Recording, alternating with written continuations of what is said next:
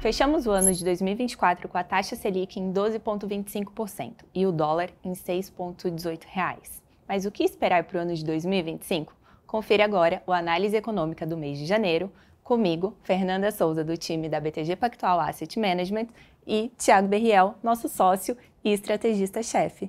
Bem-vindo mais uma vez e feliz 2025, né? É um prazer, Fernanda. Feliz 2025 para você também. Muito obrigada. Berriel, vamos começar então pelo cenário internacional, pode ser? Claro. No início do ano, a gente teve a divulgação do payroll. E ele veio um pouco acima do que o pessoal estava precificando, estava esperando, né? Eu gostaria que você comentasse um pouco mais sobre esses impactos, principalmente em relação ali ao corte de juros americano, porque ele tende a ter uma menor flexibilização nesse corte, né?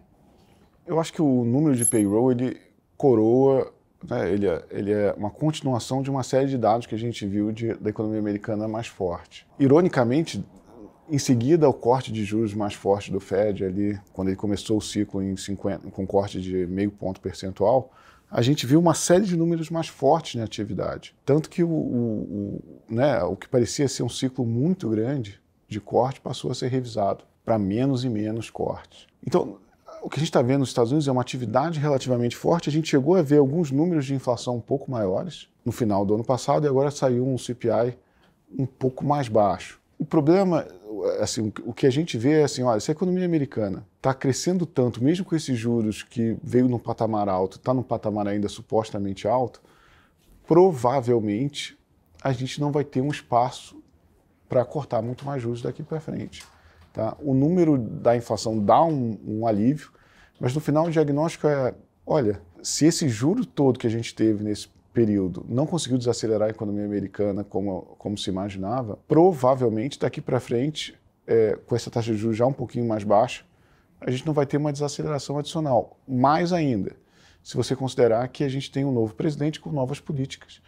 E esse presidente com novas políticas, essas políticas em geral tendem a ser mais inflacionárias e algumas claramente estimulativas, como, por exemplo, desregulação de vários setores da economia, setor de extração de energia, extração mineral, setor de energia, setor bancário. Essa desregulamentação vai ser estimulativa. E outras iniciativas que ele diz que vai tomar, como restrição à imigração, deportação de imigrantes ilegais, a política toda de tarifas, elas são inflacionárias.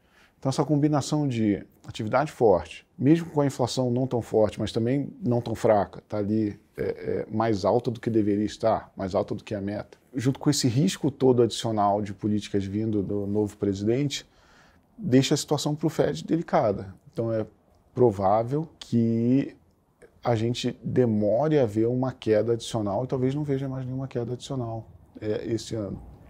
Vai depender um pouco dos dados. Já aproveitando que você está comentando, né, sobre a inflação, então a gente teve essa semana o CPI de dezembro, que traz todo o acumulado do ano, né, de 2024 em 2,9%. O que realmente puxou esse dado, né? O que foi resultado disso em relação mais à energia, gasolina, o que foi? Quando a gente abre, mesmo os cores sem energia, sem comida, eles estão rodando num nível mais alto do que a gente supunha no início do ano. Tá? Então, as medidas de core mais perto de 3 do que de 2, que é mais alto do que deveria. São medidas que supostamente dependem de como anda a atividade econômica. São coisas que não são exógenas, não é o preço de petróleo, não é o preço do tomate, nem nada disso. Então, não é uma situação trivial, mas reflete um pouco o estado da economia mais forte.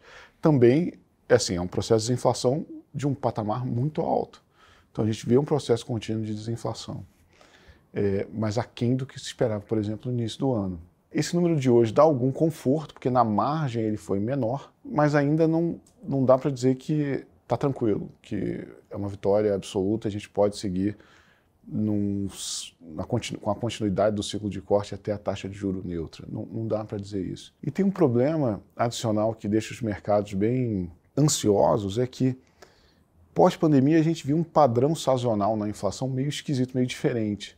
A gente vê o primeiro trimestre do ano tendo números mais fortes do que o resto do ano. É como se a sazonalidade tivesse mudado.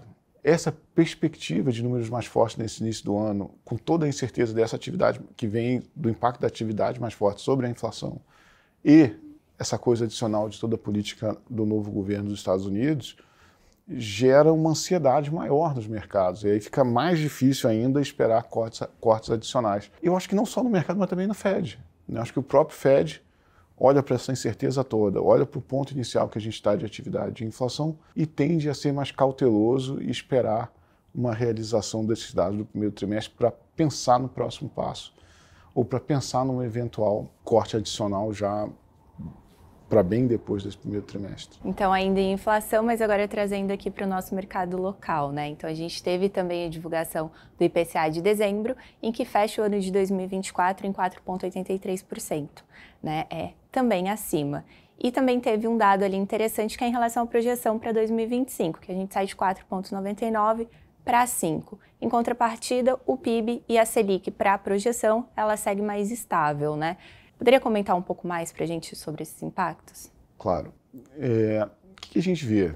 A gente vê que essa inflação de 24 foi alta, foi mais alta que a meta, foi mais alta que o intervalo de confiança que a meta permite você oscilar. Requereu uma cartinha do Banco Central explicando por que aconteceu, foi um não cumprimento de meta. E o que a gente tem visto, você citou o Focus, as projeções do Focus, etc., a gente viu nos últimos meses uma constante deterioração dessas expectativas de inflação. Não só de 25, mas de 26 a de 27. E todo o horizonte que era divulgado, a gente vê um prêmio, né, um desvio da expectativa à meta muito relevante. E pior, não é só o nível está muito longe da meta, mas a derivada dessas expectativas elas estão deteriorando.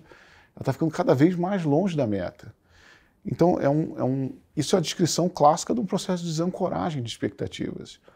Quando as expectativas estão desancoradas nesse nível, estão desancorando ainda mais, trazer a inflação de volta para a meta é mais custoso.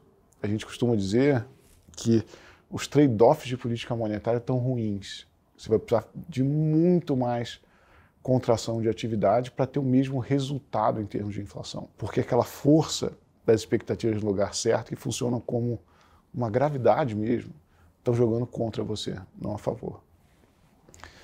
Então é um cenário bem preocupante. Bom, então, mais um dado aí para a gente acompanhar, né, no ano de 2025. A gente não pode falar de Brasil e Estados Unidos sem falar em relação ao dólar, né? Então, a gente teve ali uma depreciação da nossa moeda no ano de 2024. Para esse ano de 2025, a gente tem a política do Trump, então isso vai ser visto como um desafio, talvez, para o câmbio. Como que vai refletir? O que a gente espera? Mais volatilidade, menos? Vamos lá. Assim, o real contra o dólar ele tem fatores internos e externos. A gente viu essa rampa, né, essa aceleração da depreciação no final do ano como fruto das incertezas introduzidas pela política fiscal. E eu acho que esse tem sido um determinante fundamental interno para a dinâmica do dólar. Essa depreciação toda aconteceu apesar de uma intervenção grande cambial do Banco Central. O Banco Central vendeu 22 bilhões de dólares em poucos dias úteis na segunda metade de dezembro. É bastante. Tá? E depois, na virada do ano, a gente viu um arrefecimento do dólar e a gente se pergunta por quê. Uma teoria é de que a gente vendeu tanto dólar que deu uma empapuçada no mercado. O mercado está digerindo esse dólar e a posição técnica acaba se revertendo, a gente tem uma calmaria até o mercado digerir esses 22 bilhões de dólares. Uma segunda teoria é de que, olha, está acontecendo alguma coisa aqui na atividade, principalmente, que faz com que as pessoas passem a revisar as taxas de juros do Brasil para o futuro, até para o futuro distante, e veem que o problema fiscal talvez não seja tão grande, porque se essa atividade estiver desacelerando, talvez a nossa taxa de juro neutra seja menor do que as pessoas imaginavam, e aí a dinâmica de dívida, apesar do fiscal piorar no curto prazo com a atividade mais fraca, apesar da dívida PIB subir, essa dinâmica da dívida vai ficar melhor. Possível, mas é uma história mais longa.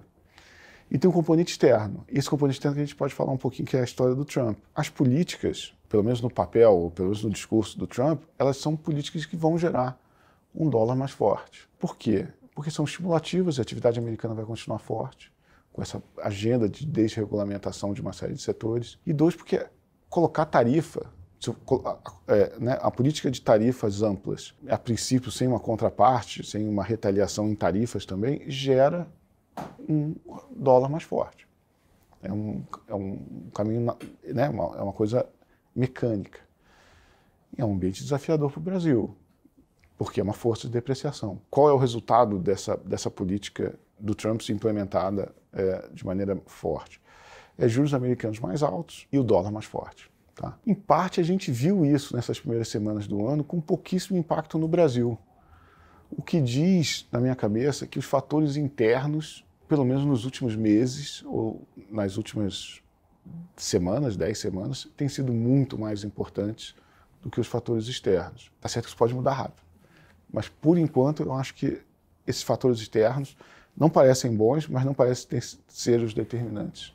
Muito interessante, uma aula aqui sobre o dólar, né? Então, impactos internos e externos. Ainda para janeiro, ali no finalzinho, precisamente no dia 29, a gente tem a primeira super quarta do ano. Então, o que esperar para os juros, né?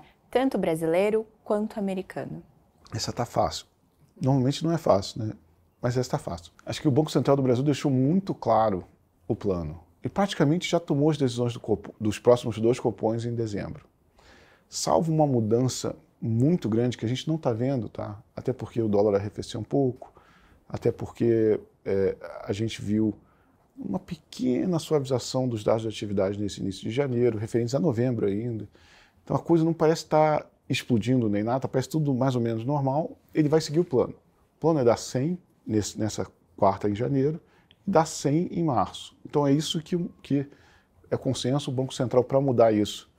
Para mudar esse plano nas próximas 2 semanas, tem que acontecer uma coisa muito, muito forte, que é bastante improvável. E para o Fed, por conta de todas essas incertezas, essa combinação de atividade forte, inflação também não no lugar, apesar de na margem ter sido um pouquinho melhor, e toda a incerteza gerada com o novo governo, ele vai escolher o caminho da cautela e vai manter a taxa de juros parada e dizer que vai observar os dados até tomar uma decisão sobre a continuidade ou não do ciclo de corte. Bom, então muitos indicadores aí para a gente acompanhar ainda ao longo, né, de janeiro. Estamos apenas no comecinho do ano, então tem muita coisa para acontecer também. Que bom. Gostaria de te agradecer mais uma vez pela presença e no mês que vem a gente volta com mais uma análise econômica. Obrigada, Berriel. Obrigado a todos. Até a próxima.